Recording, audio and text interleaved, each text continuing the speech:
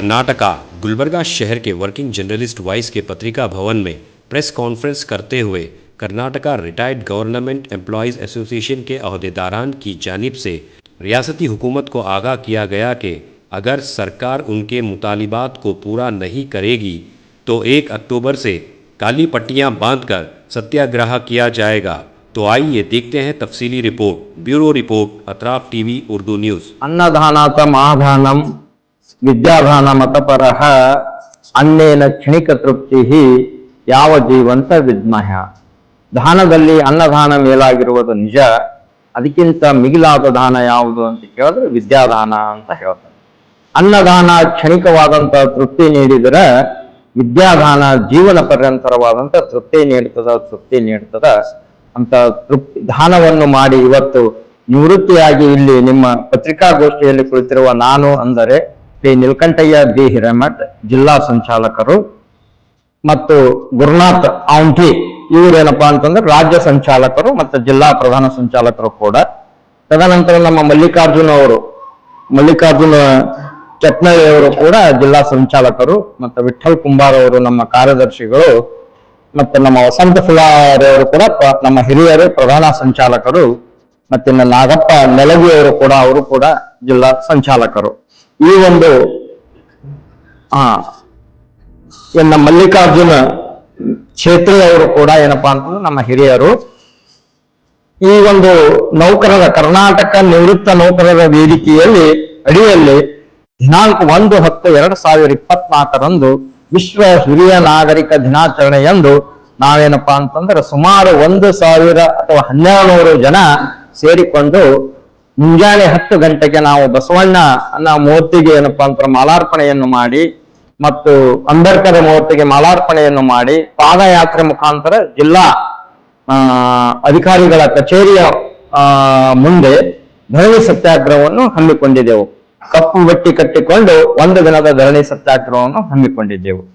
ಕಾರಣ ನಾವು 1/7/2022ರಿಂದ 31/7/2024 ಅವಧಿಯಲ್ಲಿ ನಿವೃತ್ತಿಯಾಗಿದ್ದ ನೌಕರರಾಗಿದ್ದು ನಮಗೆ 6ನೇ ವೇತನ ಆಯೋಗದ ಲೆಕ್ಕಾಚಾರದ ಅನುಸಾರ DCRG ಕಮ್ಯುಟೇಷನ್, ಗಳಿಕೆ ರಜೆ ನವೀಕರಣ, ನಿವೃತ್ತಿ ಆರ್ಥಿಕ ಸೌಲಭ್ಯವನ್ನು ನೀಡಿದ್ದಾರೆ।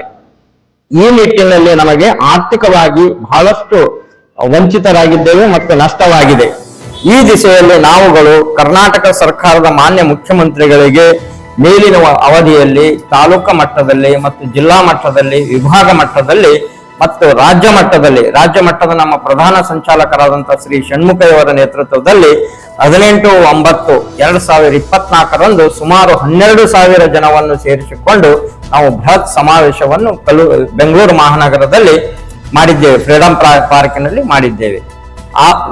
ಆ ಒಂದು ನಿಟ್ಟಿನಲ್ಲಿ ಆ ಒಂದು ಕಾರ್ಯಕ್ರಮದಲ್ಲಿ ನಮ್ಮ ನ್ಯಾಯಮೂರ್ತಿಗಳಾದಂತ ಸಂತೋಷ್ ಹೆಗಡೆ ಅವರು ಮತ್ತು ನಮ್ಮ ನಿವೃತ್ತ ಸಂಘದ ರಾಜ್ಯ ಅಧ್ಯಕ್ಷರಾದಂತ ಡಾಕ್ಟರ್ ಎಲ್ ಭೈರಪ್ಪನವರು ಮತ್ತು ನಮ್ಮ ಕರ್ನಾಟಕ ರಾಜ್ಯ ಪ್ರಾಥಮಿಕ ಶಾಲಾ ಶಿಕ್ಷಕರ ಸಂಘದ ಕರ್ನಾಟಕ ರಾಜ್ಯ ನೌಕರರ ಸಂಘದ ರಾಜ್ಯ ಅಧ್ಯಕ್ಷರಾದಂತಹ ಶ್ರೀ ಎಸ್ ಷಡಕ್ಷರಿ ಅವರು ಕೂಡ ಏನಪ್ಪಾ ಅಂದ್ರೆ ಪಾಲ್ಗೊಂಡು ಆ ಒಂದು ಮನವಿಯನ್ನು ಮಾನ್ಯ ಮುಖ್ಯಮಂತ್ರಿಗಳಿಗೆ ಮುಖ್ಯಮಂತ್ರಿಗಳಿಗೆ ಸಲ್ಲಿಸಿದ್ದಾರೆ। ಆದರೂ ಕೂಡ ಸರ್ಕಾರ ನಮ್ಮ ಮೇಲೆ ಕರುಣೆ ತೋರದ ಮಟ್ಟಿಗೆ ಏನಪ್ಪಾ ಅಂತಂದ್ರೆ ವರ್ತನೆಯನ್ನು ಮಾಡುತ್ತಿರುವುದರಿಂದ ನಾವು ಮತ್ತೆ ಮೇಲಿನ ಒಂದು ರಾಜ್ಯ ಅಧ್ಯಕ್ಷರ ಒಂದು ಪ್ರಧಾನ ಸಂಚಾಲಕರ ಒಂದು ಸಲಹೆ ಮೇರೆಗೆ ದಿನಾಂಕ 1/10/2024 ನಾವು ಕಪ್ಪು ಬಟ್ಟೆಯನ್ನು ಎಲ್ಲಾ ಜಿಲ್ಲಾದವರು, ಇಡೀ 34 ಜಿಲ್ಲೆಯನ್ನು ಒಳಗೊಂಡವರು ಎಲ್ಲಾ ಜಿಲ್ಲಾದ ವತಿಯಿಂದ ನಾವೇನಪ್ಪಾ ಅಂದ್ರೆ ಜಿಲ್ಲಾ ಅಧಿಕಾರಿಗಳ ಕಚೇರಿ ಎದುರಿಗೆ 1 ದಿನದ ಧರಣಿ ಸತ್ಯಾಗ್ರಹವನ್ನು ಹಮ್ಮಿಕೊಂಡು ಕಪ್ಪು ಬಟ್ಟೆಯನ್ನು ಧರಿಸಿಕೊಂಡು 1 ದಿನದ ಧರಣಿ ಸತ್ಯಾಗ್ರಹವನ್ನು ಹಮ್ಮಿಕೊಳ್ಳುತ್ತಿದ್ದೇವೆ। ಸುಮಾರು ಏನಪ್ಪಾ ಅಂತಂದ್ರ 1200 ಜನ ನಮ್ಮ ಒಂದು ಈ ಧರಣಿ ಸತ್ಯಾಗ್ರಹದಲ್ಲಿ ಪಾಲ್ಗೊಳ್ಳುತ್ತಿರುವನ್ನ ಒಂದು ಆಶೆಯನ್ನು ಇಟ್ಟುಕೊಂಡಿದ್ದೆವು। ಮಾಧ್ಯಮದವರು ನ್ಯಾಯಯುತವಾದವ್ರ ಕಡೆ ಇರ್ತೀರಿ ಅಂತ ತಿಳ್ಕೊಂಡು ಈಗ ನೋಡ್ರಿ ನಾವು ನಿವೃತ್ತರಾಗಿದ್ದೆವು। ನಾವೇನಪ್ಪಾ ಅಂದ್ರೆ ನಿವೃತ್ತ ಆದಾಗ ನಮಗೆ 7ನೇ ವೇತನದ ಹೆಂಗೂ ಇಷ್ಟು ಬರ್ತದ ಅಮೌಂಟ್ ಅಂತ ಹೇಳಿ ನಮ್ಮ ಕುಟುಂಬದವ್ರಿಗೆ ಹೇಳಿದ್ದೆವು, ಆದ್ರೆ ನಮಗೇನಪ್ಪಾ ಅಂದ್ರೆ ಅಷ್ಟು ಹಣ ಬಂದಿಲ್ಲ। ಈಗೇನಾಗಿದೆ 6ನೇ ವೇತನದ ಪ್ರಕಾರ ಏನಪ್ಪಾ ಅಂತಂದ್ರೆ ನಮಗೆ ಎಲ್ಲಾ ಹಣವನ್ನು ಸಂದಾಯ ಮಾಡಿದ್ದಾರೆ। 7ನೇ ವೇತನ ಪ್ರಕಾರ ಮಾಡಿದಾಗ ಸುಮಾರು 15 ರಿಂದ 18 ಲಕ್ಷ ಏನಪ್ಪಾ ಅಂದ್ರೆ ಒಬ್ಬ ನೌಕರರಿಗೆ ಬರ್ತದ. ಈಗ ಗೊತ್ತದ ನಿಮಗ, ವೃದ್ಧರಾದ ಮ್ಯಾಗ ನಾವೆಲ್ಲ ಹಿರಿಯ ನಾಗರಿಕರು ಬೇಕಂತೇಳಿ ನಾವೇನ್ ಮಾಡಿದ್ವಿ, ಹಿರಿಯ ನಾಗರಿಕ ದಿನಾಚರಣೆ ಎಂದೇ ನಾವೇನಪ್ಪಾ ಅಂತಂದ್ರೆ ಈ ಒಂದು ಪ್ರತಿಭಟನೆಯನ್ನು ಮಾಡ್ತಾ ಇದ್ದೇವೆ, ಸತ್ಯಾಗ್ರಹ, ಧರಣಿ ಸತ್ಯಾಗ್ರಹವನ್ನು ಮಾಡ್ತಾ ಇದ್ದೇವೆ.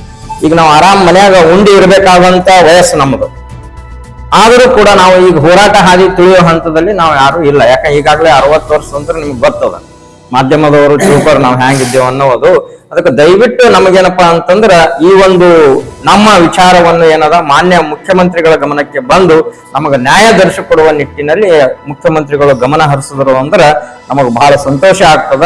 ಆ ಹಿರಿಯ ನಾಗರಿಕರ ಒಂದು ಆಶೀರ್ವಾದ ನಮ್ಮ ಕರ್ನಾಟಕ ಸರ್ಕಾರದ ಮ್ಯಾಗ ಇರ್ತದ ಅಂತ ಹೇಳುತ್ತಾ ನಾನು ಶ್ರೀ ನೀಲಕಂಠಯ್ಯ ಬಿ ಹಿರೇಮಠ್, ಪ್ರಧಾನ ಸಂಚಾಲಕ, ಕಲಬುರಗಿ ಜಿಲ್ಲೆ. ಧನ್ಯವಾದಗಳು. ಗುರಣ್ಣ ಸಮಿತಿ ಹತ್ನೂರು ಸರ್. ಇದು ಈ ಗುಲ್ಬರ್ಗ ಜಿಲ್ಲೆಯ ನಿವೃತ್ತ ನೌಕರ ವೇದಿಕೆಯ ಸಂಸ್ಥಾಪಕ ಹಾಗೂ ಈ ನಿವೃತ್ತ ನೌಕರ ವೇದಿಕೆಯ ಮಹಾ ಪ್ರಧಾನ ಕಾರ್ಯದರ್ಶಿ ಹಾಗೂ ರಾಜ್ಯದ ಮಹಾ ಸಂಚಾಲಕ ಆಗಿದ್ದು, ನಾನು ಕಲಬುರಗಿಯಲ್ಲಿಯೂ ಕೂಡ ಈ ಒಂದು ನಿವೃತ್ತಿ ವೇದಿಕೆ ಒಂದು ಪ್ರಾರಂಭಿಸಿದಾಗಲೇ ಕಲಬುರಗಿಯಲ್ಲಿ ಈಗಾಗಲೇ ನಾವು 5-6 ತಿಂಗಳು ಮುಂಚಿತವಾಗಿ ಈ ಒಂದು ಸಂಘವನ್ನು ಅಸ್ತಿತ್ವದಲ್ಲಿ ತಂದಿದ್ದೇವೆ. ಈ ಒಂದು ಅವಧಿಯಲ್ಲಿ, ಈ ಒಂದು 2-3 ತಿಂಗಳ ಅವಧಿಯಲ್ಲಿ ರಾಜ್ಯ ಸರ್ಕಾರ ಒಂದು ಹೇಳಿಕೆ ಮೇರೆಗೆ ನಾವೊಂದು 3 ಅಥವಾ 4 ಸಭೆಯನ್ನು ಮಾಡಿ 3 ಅಥವಾ 4 ಸಭೆಯನ್ನು ಕರೆದು ಈ ಒಂದು ನಿವೃತ್ತಿ ನೌಕರರ ಒಂದು ಮನವೊಲಿಸುವಂತ ನಿಟ್ಟಿನಿಂದ ನಾನು ಒಂದು ಸಭೆಯನ್ನು ಕರೆದಿ 100 ಜನರನ್ನು ಒಗ್ಗೂಡಿ ಮುಂದೆ ನಡೀತಕ್ಕಂಥ ರಾಜ್ಯ ಮಟ್ಟದಲ್ಲಿ ನಡೀತಕ್ಕಂಥ ಮುಂದಿನ 18/9/2024 ಒಂದು ರಾಜ್ಯ ಮಟ್ಟದ ಒಂದು ಮಹಾ ಪ್ರತಿಭಟನೆಯಲ್ಲಿ ಕಲಬುರಗಿ ಜಿಲ್ಲೆಯಿಂದ ನಾವು ಒಂದು 50-60 ಜನವನ್ನು ಕಲಬುರಗಿ ಜಿಲ್ಲೆಯಿಂದ ಹೋಗಿ ಅಲ್ಲಿ ಒಂದು ಪ್ರತಿಭಟನೆಯಲ್ಲಿ ಕೂಡ ನಾವು ಪಾಲ್ಗೊಂಡಿದ್ದೇವೆ. ಈ ಒಂದು ಸಂದರ್ಭದಲ್ಲಿ ನಮಗೆ ಆಗಿರ್ತಕ್ಕಂಥ ಅನ್ಯಾಯವನ್ನು ಕೊಡುವ ನಿಟ್ಟಿನಲ್ಲಿ ಅಲ್ಲಿ ನಮ್ಮ ಕರೆಗೆ ಒಗ್ಗಟ್ಟು, ನಮ್ಮ ಸಂಘದ ಕರೆಗೆ ಒಗ್ಗಟ್ಟು ನಿವೃತ್ತ ನ್ಯಾಯಾಧೀಶರು ಕೂಡ ವೇದಿಕೆ ಮೇಲೆ ಆಸೀನರಾಗಿದ್ದರು. ಅದಲ್ಲದೆ ಕರ್ನಾಟಕ ರಾಜ್ಯ ನೌಕರ ಸಂಘದ ಅಧ್ಯಕ್ಷರಾಗಿರ್ತಕ್ಕಂಥ MP ಷಡಕ್ಷರವರು ಕೂಡ ಹಾಗೂ ನಮ್ಮ ನಿವೃತ್ತ ನೌಕರರ ಅಧ್ಯಕ್ಷರಾಗಿರ್ತಕ್ಕಂಥ ಮತ್ತೆ ಭೈರಪ್ಪವರು ಕೂಡ ಇಲ್ಲಿ ಭಾಗಿಗಳಾಗಿದ್ದರು. ಆ ಒಂದು ಸಂದರ್ಭದಲ್ಲೇ ಕೂಡ ನಾವು ನಮ್ಮ ಜಿಲ್ಲೆಯ ವತಿಯಿಂದ ಅಥವಾ ರಾಜ್ಯದ ಕರ್ನಾಟಕ ನಿವೃತ್ತ ವೇದಿಕೆ ವತಿಯಿಂದ ಅವರಿಗೆ ನಾವು ಮನವಿ ಕೂಡ ಸಲ್ಲಿಸಿದ್ದೀವಿ. ನಮಗೆ ಆಗಿರ್ತಕ್ಕಂಥ ಅನ್ಯಾಯವನ್ನು ಕೂಡ ನಾವು ಸರಿಪಡಿಸಿಕೊಡಬೇಕು ಮತ್ತು ಮುಖ್ಯಮಂತ್ರಿಗಳಿಗೆ ಇದನ್ನು ಮನವೊಲಿಸಬೇಕು ಅಂತಕ್ಕಂಥ ಆ ಸಂದರ್ಭದಲ್ಲಿ ಕೂಡ ನಾವು ಮನವರಿಕೆ ಮಾಡಿದ್ದೇವೆ.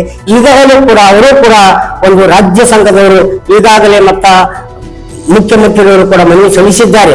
ಆದರೂ ಕೂಡ ಅವರು ನೋಡ ಮುರಿಯಾಗ್ತಾ ವೇದಿಕೆ ಆ ರೀತಿಯಲ್ಲಿ ನೀವು ಸ್ವಲ್ಪ ಅವಸರ ಪಡಬಾರ್ದು, ವಿಚಾರ ಮಾಡಿ ನಾನು ನಿಮ್ಮ ಬೇಡಿಕೆಯನ್ನು ಮಾಡುತ್ತೇನೆ ಅಂತಕ್ಕಂತ ಹೇಳಿದ್ದಾರೆ. ಆದರೂ ಕೂಡ ಅವರು ಸ್ವಲ್ಪ ಇದು ಆಗುತ್ತೆ. ನಮ್ಮ ರಾಜ್ಯ ಸಂಘದವರು ಇದೊಂದು ಬೇಗನೆ ಒಂದು ಬಿಡಬಾರ್ದು, ಮತ್ತೆ ನಾವು ಬೇಗನೆ ನಮ್ಮ ಆದಂತ ಒಂದು ಆರ್ಥಿಕ ನಷ್ಟವನ್ನು ನಾವು ಮತ್ತೊಮ್ಮೆ ನಾವು ಮನವರಿಕೆ ಮಾಡಿ ಮತ್ತು ಸಿದ್ದರಾಮಯ್ಯ ಮತ್ತೆ ಕರೆಸಿ ಮನವರಿಕೆ ಮಾಡಿ ನಾವು ಆದಷ್ಟು ಬೇಗ ಏನೇ ಮಾಡಿ ಪ್ರಯತ್ನ ಮಾಡಿ ನಾವು ಕೋರ್ಟಿಗೆ ಹಾಕೋದು ಬೇಡ, ಮನವರಿಕೆ ಮಾಡಿ ನಾವು ಮನವಿ ಸಲ್ಲಿಸಿ ಅದನ್ನು ಗೆಲ್ಲೋಣ ಅಂತಕ್ಕಂಥ ಉದ್ದೇಶ ಕೂಡ ನಮ್ಮಲ್ಲಿ ಇತ್ತು. ಅದೇ ರೀತಿ ರಾಜ್ಯ ಸಂಘದವರು ಹೇಳಿಕೆ ಪ್ರಕಾರ ನಾವು ದಿನಾಂಕ 1/10/2024 ಕೂಡ ನಮ್ಮ ಜಿಲ್ಲೆಯಲ್ಲ ಇಡೀ ಕರ್ನಾಟಕ ರಾಜ್ಯ ಎಲ್ಲ ಕೂಡ ನಾವು ವಿಶ್ವ ಹಿರಿಯ ನಾಗರಿಕರ ದಿನ ನಿಮಿತ್ತವಾಗಿಯೂ ಕೂಡ ನಾವು ಕೈಗೆ ಪಟ್ಟಿಯನ್ನು ಕಟ್ಟಿಕೊಂಡು ಪ್ರತಿಭಟನೆಯನ್ನು ಮಾಡಿ ನಾವು ಜಿಲ್ಲಾಧಿಕಾರಿ ಮುಖಾಂತರ ಮಾನ್ಯ ಮುಖ್ಯಮಂತ್ರಿಯವರಿಗೆ ಮನವಿ ಸಲ್ಲಿಸಲು ಕೂಡ ಕಾರ್ಯಕ್ರಮ ಇಟ್ಕೊಂಡಿದ್ದೇವೆ ಅಂತ ಹೇಳಿ ಇವತ್ತಿನ ದಿನ ಈಗಾಗಲೇ ನಮ್ಮ ಸಹಪಾಠಿಗಳು ನಿವೃತ್ತ ವೇದಿಕೆಯ ಜಿಲ್ಲೆಯ ಶ್ರೀ ಹಿರೇಮಠ ಸರ್ ಅವರು ಮತ್ತ ಕೌಟಿ ಅವರು ಈಗಾಗಲೇ ವಿವರವಾದಂತ ಒಂದು ಮಾಹಿತಿ ಕೊಟ್ಟಿದ್ದಾರೆ. ಒಟ್ಟಾರೆ ನಾವು ಮಾಡುವ ಒಂದು ಪ್ರತಿಭಟನೆಯ ಉದ್ದೇಶ 1/7/2022 ನಮ್ಮನ್ನು ಎಲ್ಲ ರಾಜ್ಯದ ಸರ್ಕಾರಿ ನೌಕರರಿಗೆ ವೇತನ ಆಯೋಗ ಜಾರಿ ಮಾಡಿದೆ. ಆದರೆ 1/7/2024 31/7/2024 ಈ ಮಧ್ಯದಲ್ಲಿ ನಾವು ಅನೇಕ ಸರ್ಕಾರಿ ನೌಕರರು ನಿವೃತ್ತಿ ಆಗಿದ್ದೇವೆ. ಆದರೆ ನಮಗೆ ನಿವೃತ್ತಿ ಆದ ಸಮಯದಲ್ಲಿ ನಮಗೆ ಆರ್ಥಿಕತೆಯನ್ನು 6ನೇ ವೇತನ ಆಯೋಗದ ಪ್ರಕಾರ ಕೊಟ್ಟಿದ್ದಾರೆ. ಒಂದು ಕಡೆ ಸರ್ಕಾರ ಹೇಳುತ್ತದೆ 1/7/2022ರಿಂದ 7ನೇ ವೇತನ ಆಯೋಗ ಜಾರಿ ಮಾಡಿ ಆದೇಶಿಸಿದೆ. ಆದರೆ ಆ ಮಧ್ಯದಲ್ಲಿ ನಾವೆಲ್ಲ ಎಲ್ಲ ನೌಕರರು ನಾವೆಲ್ಲ ನಿವೃತ್ತಾಗಿ ಇವತ್ತು ಮನೆಗೆ ಹೋಗಿದ್ದೇವೆ. ಆದರೆ ನಮಗೆ 7ನೇ ವೇತನ ಆಯೋಗದಲ್ಲಿ 27.50ರಷ್ಟು ನಮಗೆ ಒಂದು ವ್ಯತ್ಯಾಸ ಕೊಟ್ಟಿದೆ. ಆದರೆ ನಾವು ಈಗಾಗಲೇ ನಾವು ಪಡೆದಿದ್ದು ಕೇವಲ 17%. ಇನ್ನು ಬರಬೇಕಾಗ್ಯದು 10.50. 10.50ರಲ್ಲಿ ಸರಿಸಮಾನವಾದಂತ ಡಿ ಗ್ರೂಪದಿಂದ ಮತ್ತು ಮೇಲ್ದರ್ಜೆ ಹುದ್ದೆಯವರಿಗೆ ಸುಮಾರು 8 ಲಕ್ಷದಿಂದ 25 ಲಕ್ಷದವರೆಗೆ ನಮ್ಮ ಎಲ್ಲ ನಿವೃತ್ತ ನೌಕರಿಗೆ ಒಂದು ಅನ್ಯಾಯ ಆಗಿದೆ. ಯಾಕಂದ್ರೆ ಒಂದ್ ಕಡೆ ಸರ್ಕಾರ ಹೇಳುತ್ತದೆ 7ನೇ ವೇತನ ಆಯೋಗ 1/7/2022 ಜಾರಿಗೆ. ಆ ಮಧ್ಯದಲ್ಲಿ ನಾವೆಲ್ಲ ಸರ್ಕಾರ ನಾವು ನಿವೃತ್ತ ಆಗಿದ್ದೇವೆ. ಆದರೆ ಆ ಆರ್ಥಿಕ ಸೌಲಭ್ಯಗಳನ್ನು ನಮಗೆ ಕೊಟ್ಟಿಲ್ಲ. ಆ ನಿವೃತ್ತ ನಾವೆಲ್ಲರೂ ಕೂಡಿಕೊಂಡು ಇವತ್ತು ರಾಜ್ಯ ಮಟ್ಟದಲ್ಲಿ ಈಗಾಗಲೇ ಮುಖ್ಯಮಂತ್ರಿಗಳಿಗೆ ಈ ವಿಷಯವನ್ನು ಕೊಟ್ಟಿದ್ದಾರೆ ಮತ್ತು ಜಿಲ್ಲಾ ಹಂತದಲ್ಲಿ 2-3 ಸಭೆ ಮಾಡಿದ್ದಾರೆ. ಕೊನೆಯದಾಗಿ ದಿನಾಂಕ 1/10/2024 ನಾವು ಆ ಎಲ್ಲ ಜಿಲ್ಲೆಯಲ್ಲಿ ಎಲ್ಲ 1/7/2022ರಿಂದ 31/7/2024 ಹೊಂದಿದ ನಿವೃತ್ತ ನೌಕರರು ಮತ್ತು ಅನೇಕ ಇವತ್ತ ಸೇವಾ ಸಂಸ್ಥೆದವರು ನಮಗೆ ಇವತ್ತ ಕಾಯಕಯೋಗಿ ಫೌಂಡೇಶನ್ ಅವರು ನಮ್ಮ ಸತ್ಯಾಗ್ರಹಕ್ಕೆ ಅವರು ಸಹಪಾಠಿಯಾಗಿ ಬೆಂಬಲ ವ್ಯಕ್ತಪಡಿಸಿದ್ದಾರೆ.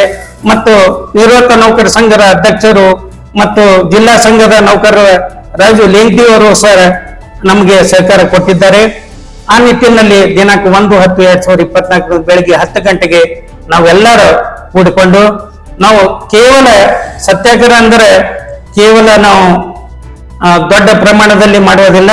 ಕಪ್ಪು ಬಟ್ಟೆ ಧರಿಸಿ ಯಾವುದೇ ಜೈಕಾರ ಇಲ್ಲದೆ ನಾವು ಡಿಸಿ ಕಚೇರಿಯ ಎದುರುಗಡೆ ಒಂದು ದಿನ ಒಂದು ಸತ್ಯಾಗ್ರಹ ಮಾಡಿ ಆ ಸತ್ಯಾಗ್ರಹವನ್ನು ಮಾಡಿದಂತ ಒಂದು ಲಿಖಿತ ಒಂದು ಇದನ್ನು ನಾವು ಮಾನ್ಯ ಜಿಲ್ಲಾಧಿಕಾರಿಗಳ ಮನವಿ ಸಲ್ಲಿಸಿ ಇವತ್ತ ಸರ್ಕಾರ ಎಲ್ಲಾ ಜಿಲ್ಲಾದಿಂದ ನಾವು ಕೊಟ್ಟಂತ ಇದು ಮನವಿಯನ್ನು ಮಾನ್ಯ ಮುಖ್ಯಮಂತ್ರಿಗಳು ಮಾಡಬಹುದು ಮಾಡುತ್ತಾರೆ ಅನ್ನುವ ಆಶಯವನ್ನು ಎಲ್ಲ ನನ್ನ ನಿವೃತ್ತ ಬಂಧುಗಳು ನಾವು ಇಟ್ಟುಕೊಂಡಿದ್ದೇವೆ. ಅದಕ್ಕಾಗಿ ತಮ್ಮ ಎಲ್ಲ ನಮ್ಮ ಮಾಧ್ಯಮ ಮಿತ್ರರದವರು ನಾವು ಈಗಾಗಲೇ ನಮ್ಮ ನೀಲಕಂಠ ಸ್ವಾಮಿ ಹೇಳದಂಗೆ ಇವತ್ತು 60 ವರ್ಷ ಆದ ನಂತರ ನಾವೆಲ್ಲ ಮನೆಯಲ್ಲಿ ಇರಬೇಕಾದಂಥವ್ರು. ಆದರೆ ಮನೆಗೆ ಹೋಗುವಾಗ ಇವತ್ತು ಸರ್ಕಾರ ನಮ್ಗೆ ಏನ್ ಮಾಡಿದ ಒಂದು ಆರ್ಥಿಕ ಸೌಲಭ್ಯದಿಂದ ವಂಚಿತರ ಮಾಡಿ ಮನೆಗೆ ಕೊಟ್ಟು ಕಳಿಸಿದ್ದಾರೆ. ಅದಕ್ಕೆ ನಾವೆಲ್ಲರೂ ಮೀಡಿಯಾದವರು ಮತ್ತೆ ಎಲ್ಲ ವಾರ್ತಾ ಇಲಾಖೆದವರು ಎಲ್ಲ ಸಹಕಾರದೊಂದಿಗೆ ದಿನಾಂಕ 1/10/2024 ಅವೆಲ್ಲ ಸಹಕಾರ ಮಾಡಿಕೊಟ್ಟು ಆ ದಿನ ಕಾರ್ಯಕ್ರಮ ಯಶಸ್ವಿ ಮಾಡುವುದೆಂದು ತಮ್ಮಲ್ಲಿ ಮತ್ತೊಮ್ಮೆ ವಿನಂತಿಸಿಕೊಳ್ಳಿ. ಜೈ ಹಿಂದ್, ಜೈ ಕರ್ನಾಟಕ.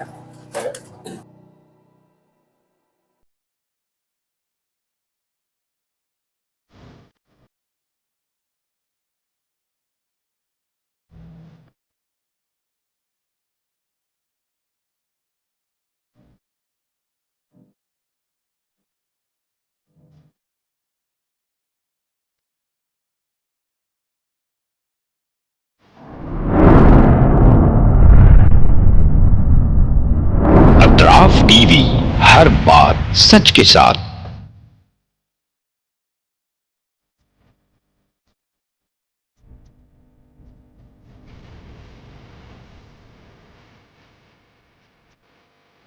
इस न्यूज को स्पॉन्सर किया है theme production, creative event management, tent house events decorations, Bangalore, Chennai, Hyderabad. Contact details 9986544971।